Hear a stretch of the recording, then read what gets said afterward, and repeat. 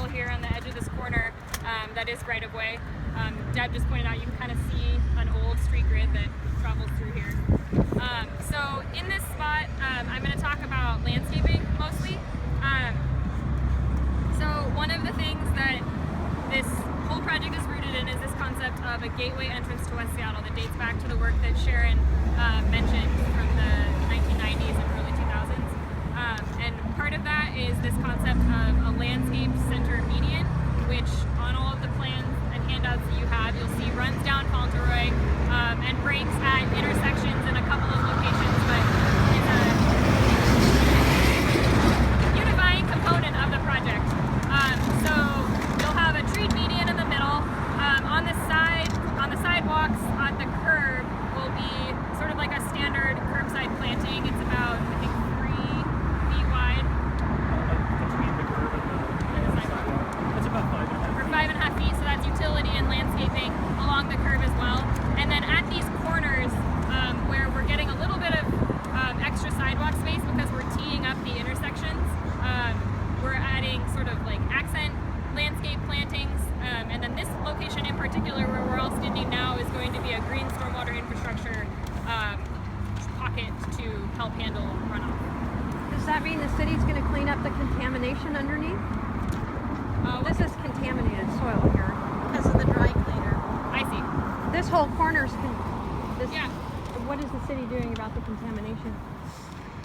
So we're going to be putting in landscaping to help assist with that. But let me get back to you on that. I don't have a direct answer for you. Are there different rules for the city than there are for personal property owners when it comes to contamination? Yes, we are meeting the stormwater code, Seattle stormwater code on the project. We're definitely responsible on that one there. Unfortunately, I'm not a drainage engineer, so I don't want to say something that's incorrect. Yeah, I'm not sure about the contamination here, so we can get back to you on that. I'm sure we'll be cleaning it up, but I can't answer that question.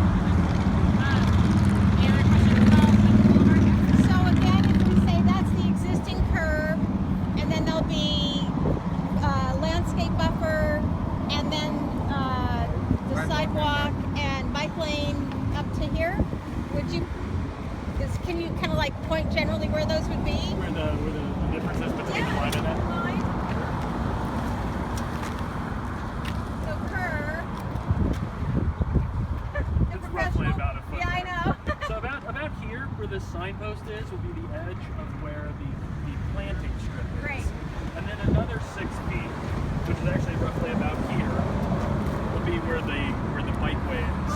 And then the remaining part here, you'd have another 6 feet of sidewalk. And which those would are going to be take up- separated by the line. Yeah, we'll talk about the bike in a Great. minute, but Thanks, Mike. we're going over, this is a diagram that shows that on the street.